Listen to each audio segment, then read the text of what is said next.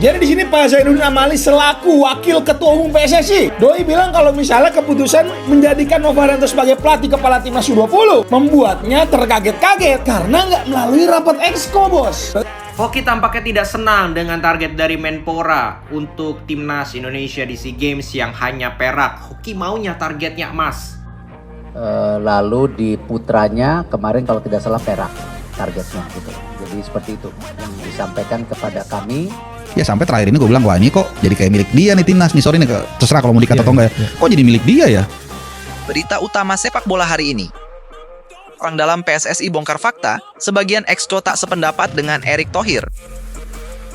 Tetapkan 17 cabur prioritas, Erick Thohir bangun pusat latihan olahraga terbesar se-Asia Tenggara. Tampil gemilang, Emil Audero gagal raih poin. Simak sampai habis agar tidak ketinggalan berita penting seputar timnas dan berita olahraga menarik lainnya.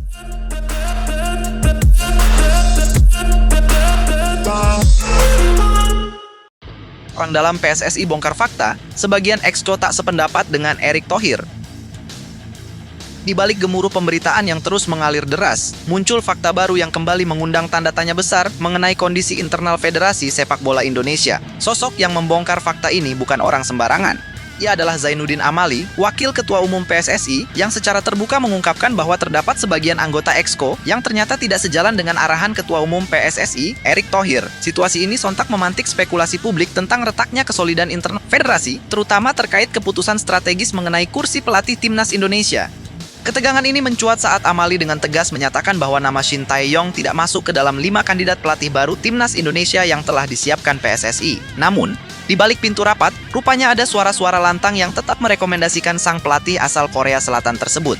Mereka merasa Shin Tae-yong masih layak diberi kesempatan, mengingat warisan besar yang ia tinggalkan untuk tim Garuda selama 5 tahun masa kepemimpinannya. Akan tetapi, Amali tetap tak bergeser dari arahan Erick Thohir. Baginya, keputusan sang ketua umum sudah sangat jelas, Indonesia harus move on. Seperti yang ia ucapkan dengan yakin, keputusan ini bukan sekadar perubahan, melainkan sebuah langkah menuju era baru. Namun tetap saja, fakta bahwa masih ada exco yang menginginkan STY untuk kembali menunjukkan bahwa tidak semua berada dalam frekuensi yang sama. Ketika publik mulai mencerna pernyataan tersebut, muncul lagi gelombang baru yang memperbesar dugaan adanya perbedaan pandangan di tubuh federasi. Gelombang itu datang dari kisruh penunjukan Nova Arianto sebagai pelatih timnas U20 yang dilakukan secara mengejutkan oleh Ketua BTN, Sumarji. Yang lebih mengejutkan lagi, Zainuddin Amali mengaku sama sekali tidak mengetahui keputusan itu. Ia menyebut bahwa penunjukan Nova tidak melalui rapat Exco, tidak dibahas bersama, dan tidak mengikuti tata kelola organisasi seperti seharusnya. Pengakuan itu membuat publik terhenyak. Bagaimana mungkin seorang pelatih tim nasional ditunjuk tanpa sepengetahuan Waketum PSSI? Bagaimana mungkin keputusan sebesar itu diumumkan langsung lewat konferensi pers tanpa adanya mekanisme rapat formal? Pertanyaan demi pertanyaan pun bermunculan. Mempertanyakan transparansi, komunikasi, dan koordinasi dalam tubuh federasi. Amali tidak menahan diri dalam menyampaikan kekecewaannya. Ia mengatakan bahwa dirinya terkejut ketika melihat pengumuman penunjukan Nova Arianto dilakukan secara sepihak. Ia bahkan secara terang-terangan mempertanyakan mekanisme apa yang digunakan oleh Sumarji, mengingat keputusan itu idealnya harus melalui proses organisasi yang jelas dan kolektif. Menurut Amali, proses yang benar adalah membawa nama-nama kandidat ke rapat Exco, mendiskusikan kelebihan dan kekurangan setiap kandidat, melakukan wawancara seperti yang pernah diterapkan di era Muhammad Iryawan, lalu memutuskan melalui musyawarah bersama. Bukan keputusan perorangan, bukan keputusan mendadak, bukan keputusan instan. Dalam penjelasannya yang semakin panjang, Amali menekankan bahwa hal semacam ini tidak boleh terulang, terutama saat memilih pelatih timnas Indonesia senior. Baginya, apapun hasil akhirnya, siapapun pelatih yang dipilih, yang terpenting adalah prosesnya dilakukan secara profesional, kolektif, dan sesuai aturan organisasi.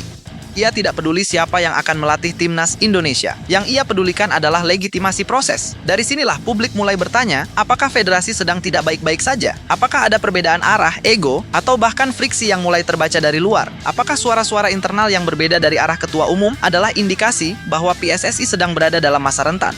Atau apakah ini hanya bagian dari dinamika organisasi yang wajar, namun kebetulan muncul ke permukaan di momen yang sangat sensitif? Pertanyaan-pertanyaan itu wajar mengemuka, terutama karena PSSI berada pada masa-masa penting dalam menentukan masa depan sepak bola nasional. Dengan kursi pelatih timnas Indonesia yang masih kosong, dengan jadwal padat kompetisi internasional yang menanti, dan dengan banyaknya mata publik yang terus mengawasi, setiap keputusan menjadi sangat krusial. Setiap kesalahan komunikasi bisa menjadi percikan yang membesar. Setiap perbedaan pandangan bisa berkembang menjadi konflik internal yang sulit diredakan. Namun, satu hal yang pasti, apa yang terjadi di balik layar PSSI saat ini telah membuka babak baru dalam dinamika federasi. Sebuah babak yang menuntut transparansi lebih besar, sebuah babak yang menguji kepemimpinan, sebuah babak yang mengharuskan semua pihak untuk bersikap dewasa, objektif, dan mengutamakan kepentingan sepak bola nasional di atas ego pribadi dan kelompok.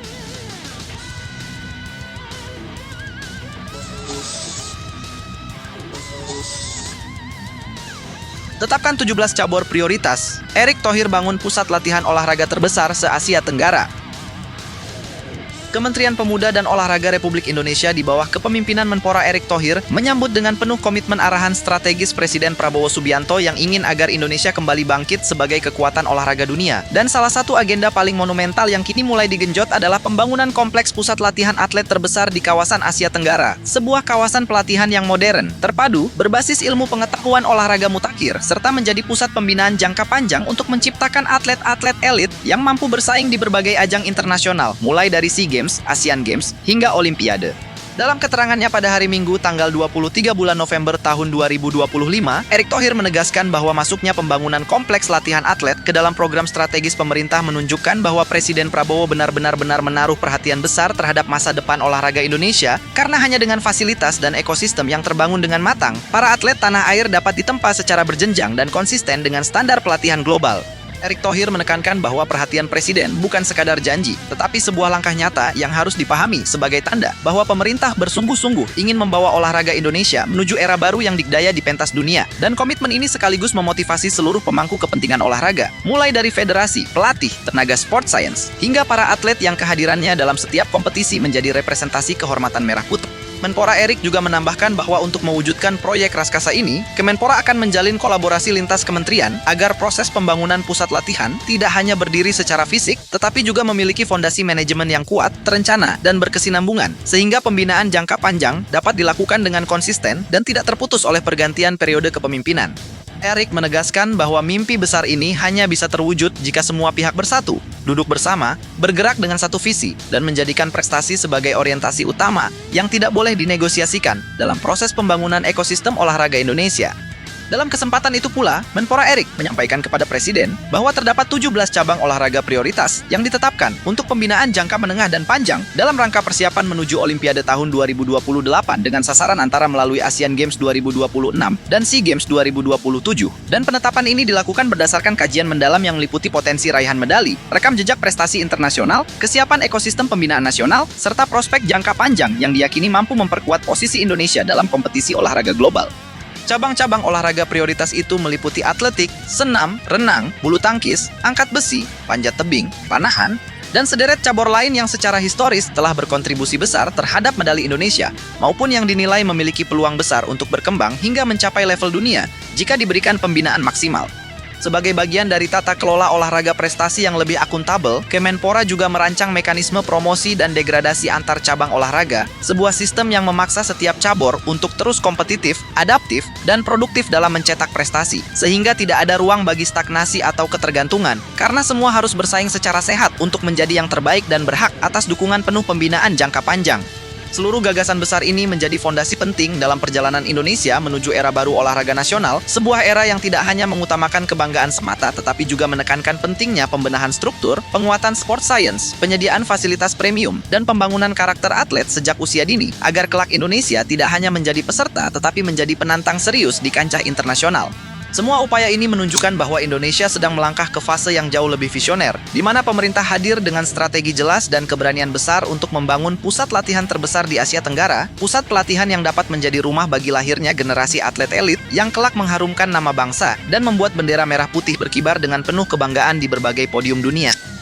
Dalam skema besar yang sedang disiapkan pemerintah, pembangunan pusat pelatihan olahraga terbesar se-Asia Tenggara ini bukan hanya akan menjadi proyek fisik semata, tetapi juga akan menjadi simbol transformasi mentalitas olahraga Indonesia yang selama ini seringkali terjebak dalam pola kerja jangka pendek tanpa kesinambungan yang jelas, sehingga kini melalui komitmen langsung Presiden Prabowo dan eksekusi Kemenpora di bawah Erick Thohir, Indonesia ingin membangun sistem yang membuat seorang atlet dapat dibina sejak usia dini, dipantau perkembangan fisiknya secara berkala, diberikan pendampingan sport science secara profesional, serta disiapkan secara matang untuk menghadapi level kompetisi tertinggi tanpa rasa minder. Dalam pusat pelatihan baru ini nantinya akan disatukan berbagai fasilitas elit yang sebelumnya hanya dimiliki negara-negara maju, mulai dari laboratorium biomekanik, pusat rehabilitasi cedera berteknologi tinggi, area latihan multifungsi, kolam renang standar olimpiade, lapangan indoor dan outdoor untuk berbagai jenis cabur, hingga ruang analisis taktik dan performa yang seluruhnya dirancang agar atlet Indonesia dapat berkembang dengan standar kelas dunia dan tidak lagi tertinggal dalam hal persiapan maupun kualitas pelatihan. Erick Thohir menyadari bahwa agar Indonesia mampu masuk jajaran negara berprestasi di Olimpiade, fondasi paling krusial adalah menyiapkan lingkungan latihan yang membuat para atlet terbiasa bekerja keras dengan disiplin tinggi, terbiasa menghadapi tekanan kompetitif, serta terbiasa dikelilingi kultur profesional yang memaksa mereka untuk meningkatkan kapasitas diri setiap hari. Dan hal ini hanya dapat dicapai melalui tempat yang terintegrasi secara sistematis serta dikelola dengan manajemen yang bersih dan transparan.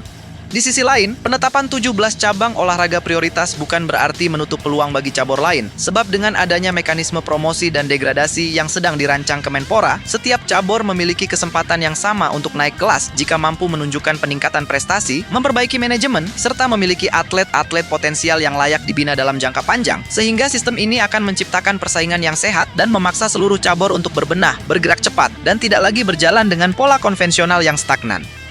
Pemerintah juga berharap bahwa kehadiran pusat pelatihan raksasa ini akan membuka kesempatan luas bagi pelatih-pelatih lokal untuk mendapatkan peningkatan kompetensi melalui berbagai program kerjasama internasional. Sebab pengembangan atlet tidak akan berhasil tanpa pengembangan kualitas pelatih yang memadai dan melalui kolaborasi lintas negara, termasuk kerjasama dengan federasi-federasi olahraga dari Eropa dan Asia Timur. Indonesia dapat menyerap metodologi pelatihan terbaru serta memperkuat perangkat sport science yang belum maksimal beberapa tahun terakhir.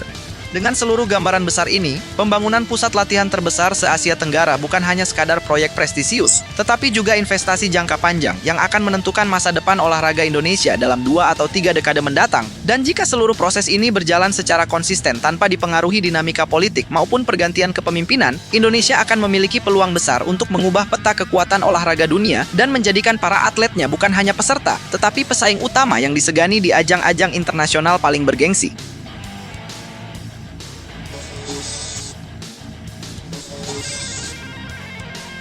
Giovanni Van Bronckhorst segera latih timnas Indonesia. Ketua Badan Tim Nasional yang sekaligus merupakan anggota Exco PSSI, Sumarji, bersiap berangkat ke Eropa untuk menjalankan misi penting yang telah lama dinantikan publik sepak bola tanah air. Karena perjalanan ini bukan sekadar perjalanan diplomasi tetapi sebuah langkah strategis untuk menentukan siapa sosok pelatih yang akan memimpin timnas Indonesia di masa mendatang. Dalam konferensi pers pada hari Kamis, tanggal 20 bulan November tahun 2025, Sumarji menegaskan bahwa 5 kandidat pelatih yang sedang dipertimbangkan berada dalam situasi yang sama, yakni masih terikat kontrak dengan klub atau tim nasional lain, sehingga mustahil bagi PSSI untuk membuka identitas mereka sebelum proses penjajakan memperoleh kepastian hukum maupun profesional. Dan di antara kandidat yang paling sering disebut oleh publik adalah Giovanni Van Bronckhorst, yang saat ini menjabat sebagai asisten pelatih Liverpool. Situasi internal Liverpool yang tengah memasuki periode kelam, dengan 6 kekalahan dari 7 pertandingan terakhir di Liga Inggris, membuat posisi Arne Slot berada di ujung tanduk, dan apabila pelatih kepala itu dipecat, maka Giovanni otomatis akan lengser pula dari jabatannya. Kondisi yang secara tidak langsung membuka pintu besar bagi peluangnya menuju timnas Indonesia, apalagi dengan rekam jejaknya yang begitu lekat dengan dunia sepak bola Belanda dan akar budaya Indonesia yang mengalir dalam darahnya. Sumarji kemudian meminta masyarakat sepak bola Indonesia untuk bersabar, karena PSSI bukan hanya mencari pelatih berpengalaman, tetapi pelatih yang memahami karakter pemain Indonesia, karakter yang unik, penuh determinasi, penuh semangat, namun tetap membutuhkan sentuhan strategi modern agar potensi mereka dapat meningkat secara signifikan di panggung internasional. Di titik inilah nama Giovanni memiliki keistimewaan tersendiri, karena selain berasal dari Belanda, ia juga pernah menangani 2 pemain yang kini memperkuat skuad Garuda, yaitu Calvin Verdon dan Kevin Dix, saat ia membesut Feyenoord Rotterdam. Sehingga ia tahu bagaimana cara berbicara, memotivasi, dan mengarahkan pemain-pemain diaspora yang membawa perpaduan budaya Belanda dan Indonesia dalam karakter bermain mereka. Koneksi emosional Giovanni terhadap Indonesia juga tidak dapat dipandang sebelah mata, sebab ayahnya merupakan pria keturunan Indonesia Belanda, sementara ibunya, Francien Sapulet, adalah perempuan berdarah Maluku yang dikenal sangat menjunjung nilai keluarga dan budaya. Dan baru-baru ini orang tua Giovanni bahkan mengunjungi Maluku, sebuah momen yang langsung memicu spekulasi bahwa kedekatan keluarga itu dapat menjadi penanda bahwa Giovanni memiliki ikatan batin yang lebih dalam terhadap negara ini. Keseluruhan faktor ini semakin relevan ketika kita mengingat bahwa pada medio bulan Januari tahun 2025, Federasi Sepak Bola Belanda atau KNVB dan PSSI menyepakati 6 poin kerjasama strategis, salah satunya mengenai pertukaran pelatih, dan tidak dapat dipungkiri bahwa poin ini berpotensi besar mendorong PSSI kembali memilih pelatih asal Belanda setelah sebelumnya pada tanggal 8 Januari tahun 2025 mereka mengontrak Patrick Kluivert, sehingga pembahasan tentang Giovanni van Bronckhorst sebagai calon pelatih timnas Indonesia bukan sekadar rumor belaka, tetapi rangkaian logis yang didukung koneksi personal, profesional, hingga hubungan federasi. Seluruh dinamika ini menciptakan satu alur cerita panjang yang membuat publik Indonesia terus berharap bahwa pelatih berikutnya benar-benar menjadi sosok yang mampu memperkuat identitas permainan skuad Garuda, menghidupkan kembali kebanggaan nasional, serta membawa timnas Indonesia melangkah ke era baru yang lebih modern, lebih terstruktur, dan lebih percaya diri dalam menghadapi kompetisi internasional yang semakin kompetitif dari tahun ke tahun.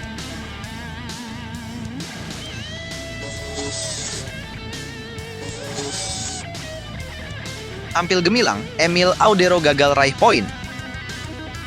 Di tengah derasnya sorotan publik yang tertuju pada perjalanan klub-klub Serie A musim ini, muncul satu nama yang kembali mencuri perhatian. Emil Audero, penjaga gawang berdarah Indonesia yang kini membela Cremonese, tampil begitu gemilang, begitu elegan, begitu penuh determinasi. Namun sayangnya, penampilan apik itu belum cukup untuk menghindarkan timnya dari kekalahan pahit di tangan raksasa Italia, ala AS Roma. Ironis, menyakitkan, tetapi sekaligus memancarkan harapan yang belum padam. Pertandingan yang berlangsung di Stadio Giovanni Zini pada hari Minggu, tanggal 23 bulan November tahun 2025, memperlihatkan bagaimana Cremonese berjuang mati-matian menghadapi tim yang sedang berada dalam puncak performa. Roma datang bukan hanya membawa kualitas, tetapi juga kepercayaan diri yang sedang menggunung. Dan ketika tim sekuat itu sedang menyala, benteng manapun bisa runtuh dalam hitungan menit. AS Roma membuka skor lewat sentuhan Matthias Sol pada menit ke-17. Sebuah gol yang lahir dari pergerakan cepat, pola matang, dan akurasi yang membuat Emil Audero hanya bisa berusaha semaksimal mungkin untuk menghalau. Kemudian di babak kedua, Ivan Ferguson menggandakan keunggulan Roma pada menit ke-64, sebelum Wesley Franca menambah luka lewat gol ketiga pada menit ke-69. Cremonese baru mampu memperkecil keadaan di masa tambahan waktu lewat sentuhan Francesco Foligno, sebuah gol yang lahir dari semangat yang tidak pernah padam, meski pertandingan tampak sudah tidak mungkin diselamatkan. Namun, yang menarik bukan sekadar hasil akhir, melainkan bagaimana pelatih Cremonese, David Nicola, melihat pertandingan ini. Meski timnya kalah telak dengan skor 1-3, pelatih berusia 52 tahun itu justru menunjukkan ketenangan dan rasa puas. Bukan puas karena kekalahan, melainkan puas karena melihat karakter, sikap, dan intensitas skuadnya yang tidak pernah menyerah. Menurut Nicola, laga ini sebenarnya bisa berjalan sangat berbeda jika Cremonese mampu mencetak gol lebih dulu. Momentum adalah segalanya dalam sepak bola. Jika tim promosi seperti Cremonese berhasil memimpin, atmosfer pertandingan berubah, tekanan mental berubah, dan Roma tentu dipaksa keluar dari ritme nyaman mereka. Namun realitas berkata lain, Roma dalam kondisi terbaik mereka. Mereka agresif, mereka percaya diri, dan mereka tahu betul bagaimana memanfaatkan setiap celah. Nicola pun mengakui bahwa anak asuhnya kurang agresif dalam beberapa momen penting. 1 detik keraguan melawan tim sekelas Roma bisa berubah menjadi petaka, dan petaka itulah yang berulang kali terjadi. Penguasaan bola jatuh ke tangan Roma, peluang demi peluang tercipta, dan pada akhirnya, ketiga gol itu menjadi bukti bahwa Cremonese masih harus banyak belajar untuk bisa menandingi tim papan atas. Namun begitu, Nicola tetap mengapresiasi mentalitas pemainnya. Baginya, gol Francesco Foligno di masa injury time bukan sekadar angka di papan skor, melainkan simbol bahwa mereka tidak menyerah.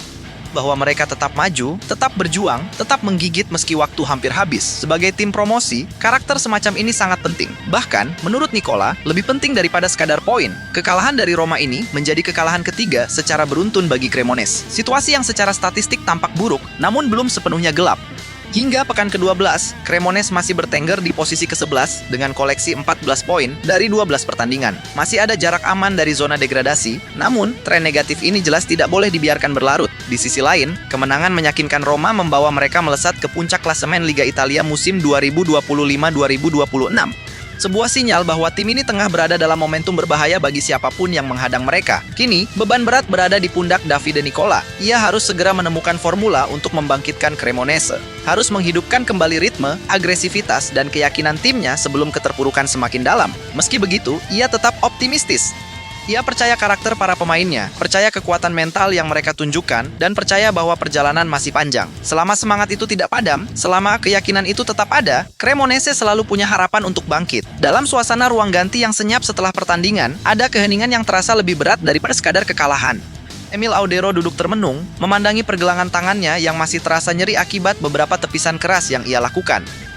Di balik sorot matanya yang terlihat tenang, tersimpan perasaan campur aduk antara frustrasi, kebanggaan, dan rasa lapar untuk bangkit kembali. Emil bukan tipe penjaga gawang yang mudah runtuh mentalnya, apalagi setelah menjalani begitu banyak pertandingan penuh tekanan selama kariernya. Namun kekalahan dari AS Roma kali ini memberikan pelajaran yang berbeda, pelajaran yang terasa menempel lebih dalam pada batinnya. Di tengah keheningan itu, para pemain lain berjalan pelan, beberapa langsung duduk di bangku masing-masing, beberapa lain mencoba menghibur diri dengan komentar singkat sambil memutar ulang setiap momen pertandingan di kepala mereka. Mereka tahu semua orang telah berjuang. Mereka tahu mereka tidak bermain buruk. Mereka tahu ada kualitas luar biasa dari lawan yang sulit mereka imbangi. Tetapi, para pemain juga tahu bahwa sepak bola tidak pernah menunggu siapapun. Tidak peduli seberapa keras perjuangan mereka, liga terus berjalan, jadwal terus bergulir, dan setiap pertandingan berikutnya akan selalu menjadi ujian baru. Tidak ada waktu untuk terlalu lama larut dalam kekecewaan. Pelatih David Nicola melihat satu persatu wajah pemainnya. Ada rasa prihatin tetapi juga rasa bangga. Dia tahu apa yang mereka hadapi. Roma bukan tim biasa. Mereka adalah tim yang sedang menyala, tim yang tajam, tim dengan kepercayaan diri yang tengah berada di puncak. Melawan mereka butuh keberanian, dan Cremonese sudah menunjukkannya. Nicola memahami betul bahwa sebagai tim promosi, jalan timnya tidak pernah mudah. Mereka tidak punya dana besar seperti klub-klub mapan, tidak punya skuad sedalam tim papan atas, tidak punya fasilitas megah seperti klub-klub raksasa yang sudah stabil selama puluhan tahun. Tetapi mereka punya sesuatu yang lebih berharga, yaitu kebersamaan, semangat, dan karakter. Justru itu yang membuat kekalahan kali ini terasa seperti bahan bakar bagi Nicola. Dia tahu ini bukan akhir, ini baru permulaan perjalanan panjang yang akan penuh liku. Kegagalan berturut-turut adalah bagian dari proses, dan justru dari proses itulah tim akan ditempa menjadi lebih kuat. Nicola bahkan yakin bahwa jika para pemain mampu belajar dari setiap kesalahan, memahami setiap celah, dan memperbaiki setiap detail kecil, maka Cremonese bisa menjadi tim yang jauh lebih matang di paruh musim berikutnya. Sementara itu, nama Emil Audero semakin santer dibicarakan, terutama di kalangan pendukung sepak bola Indonesia. Setiap tepisannya, setiap penyelamatannya, setiap ekspresinya di lapangan menjadi kebanggaan tersendiri bagi mereka. Emil dianggap sebagai simbol bahwa pemain berdarah Indonesia mampu bersaing di level tertinggi. Meskipun kekalahan tidak bisa dihindari, performanya tetap memberikan secerca harapan. Bahkan, banyak yang menilai bahwa tanpa Emil, kekalahan Cremonese mungkin akan jauh lebih telak. Di luar stadion, para pengamat sepak bola Italia mulai memberikan analisis mereka. Beberapa memuji mentalitas Cremonese, beberapa menyoroti kelemahan taktikal yang masih perlu diperbaiki. Beberapa lain menyoroti betapa pentingnya pengalaman ketika melawan tim sekelas Roma. Namun ada satu pandangan yang menarik, bahwa Cremonese bukan tim yang akan menyerah begitu saja. Mereka mungkin tim kecil, tetapi mereka punya potensi besar jika semua elemen dalam tim bergerak ke arah yang sama. Pada malam itu, ketika para pemain sudah pulang dan lampu stadion mulai dipadamkan, satu hal menjadi sangat jelas, bahwa perjalanan musim ini masih panjang, bahwa segala kemungkinan masih terbuka, bahwa apapun bisa terjadi selama mereka tidak berhenti berjuang. Dan bahwa setiap pertandingan, menang, imbang, atau kalah, adalah bagian dari cerita besar yang sedang ditulis oleh klub kecil yang berani bermimpi besar. Nicola tidak ingin pasukannya tenggelam dalam rasa sedih. Baginya, kesedihan hanya boleh dirasakan sebentar. Yang lebih penting adalah memikirkan pertandingan berikutnya. Dalam beberapa hari ke depan, mereka harus kembali berlatih, memperbaiki transisi bertahan yang sempat goyah, meningkatkan agresivitas di lini tengah, dan merapikan kembali struktur serangan yang kadang terlalu terburu-buru. Cremonese harus menemukan kembali ritme mereka, ritme yang pernah membuat mereka mengejutkan banyak tim di awal musim. Kini tantangannya bukan sekadar menghentikan tren negatif, tetapi mengembalikan kepercayaan diri, menghidupkan kembali bara semangat yang mungkin sedikit meredup akibat rangkaian hasil buruk. Namun Nicola tahu, tim ini punya sesuatu yang tidak dimiliki banyak klub lain, hati yang terus berdegup meski dihantam gelombang besar. Selama hati itu tetap menyala, mimpi untuk bertahan di Serie A bukanlah angan kosong, melainkan tujuan yang sangat mungkin dicapai melalui kerja keras.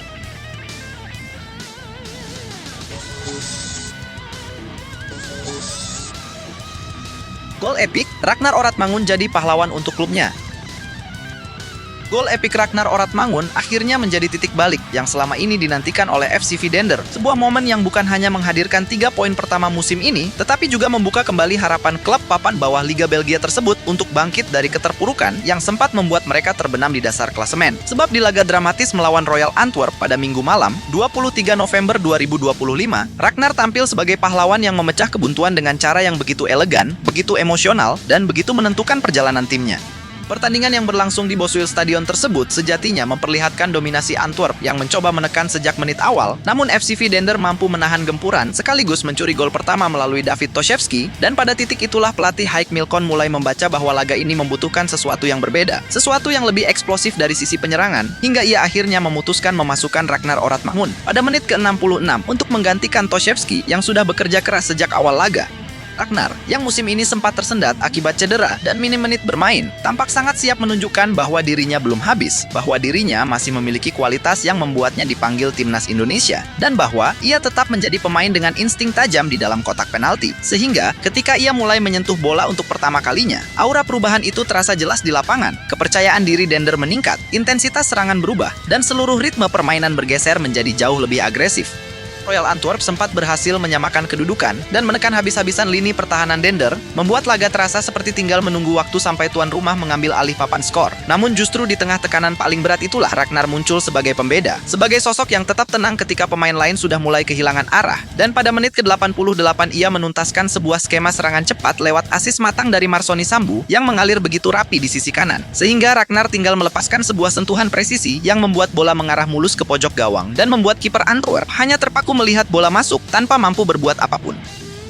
Gol itu adalah momen yang memecahkan musim Ragnar, sebuah pecah telur yang sangat manis sekaligus emosional, sebab ia mencetak gol pertamanya musim ini di saat yang paling penting, di saat Dender benar-benar membutuhkan figur penyelamat, dan gol tersebut sekaligus menjadi gol yang mengantarkan 3 poin perdana Dender di Liga Belgia musim 2025-2026 setelah sebelumnya merekam 5 hasil imbang dan sisanya berakhir dengan kekalahan. Sehingga kemenangan 2-1 itu bukan hanya catatan statistik, melainkan sebuah sinyal kuat bahwa tim ini masih hidup, masih berjuang, dan masih memiliki kesempatan untuk keluar dari posisi juru kunci.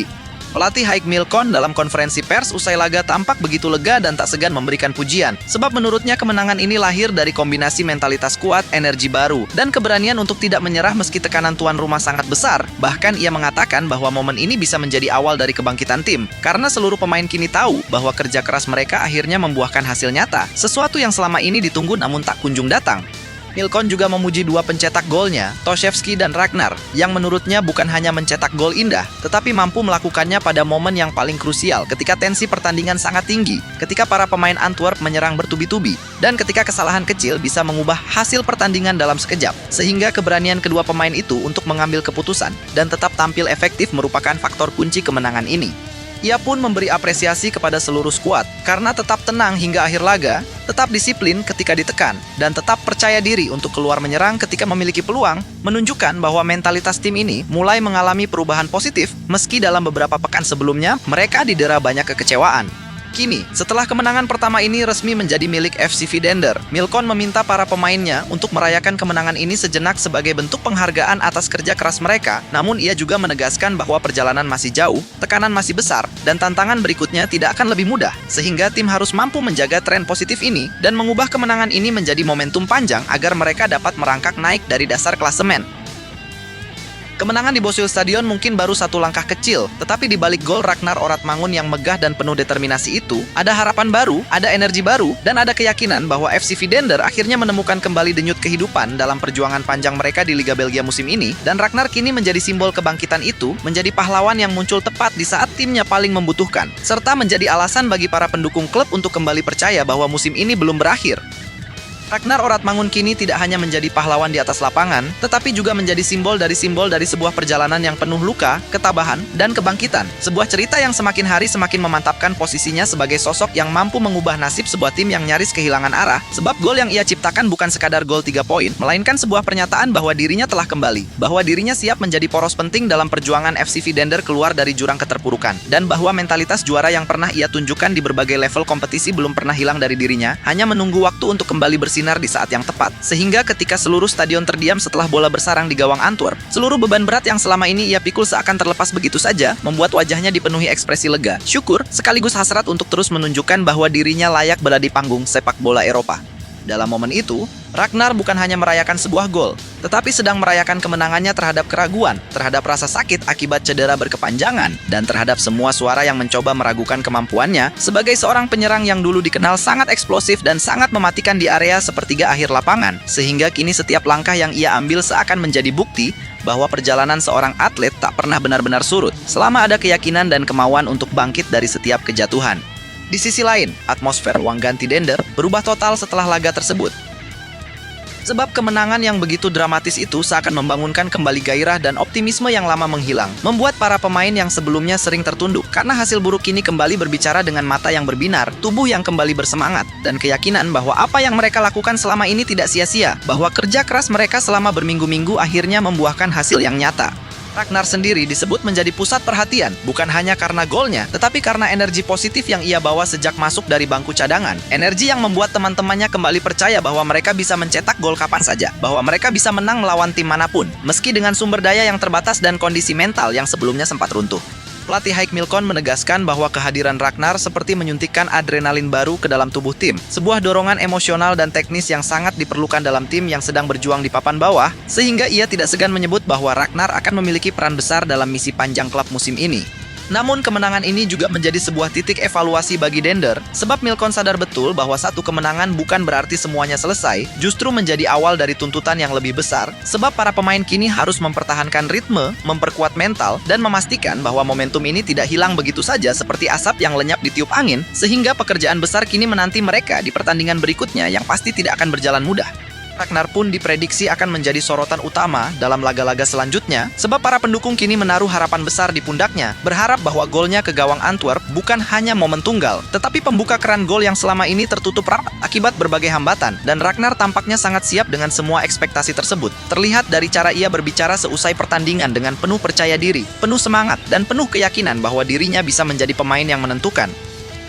Di luar lapangan, dukungan yang datang kepada Ragnar meningkat drastis, baik dari publik Belgia maupun dari para pencinta sepak bola Indonesia yang bangga melihat salah satu pemain keturunannya bersinar di kompetisi Eropa, sebab gol itu bukan hanya gol untuk Dender, tetapi juga menjadi kebanggaan bagi para penggemar sepak bola tanah air yang mengikuti setiap perkembangan pemain diaspora Indonesia. Dan kini Ragnar kembali menjadi topik pembicaraan utama, kembali menjadi figur yang dielu-elukan, kembali menjadi pemain yang dielus harapannya oleh para pendukung timnas Indonesia agar ketajamannya kembali terasa, sehingga ketika dipanggil memperkuat Garuda kelak, ia datang dengan kondisi mental terbaik, dengan ritme permainan yang stabil, dan dengan sentuhan akhir yang kembali mematikan.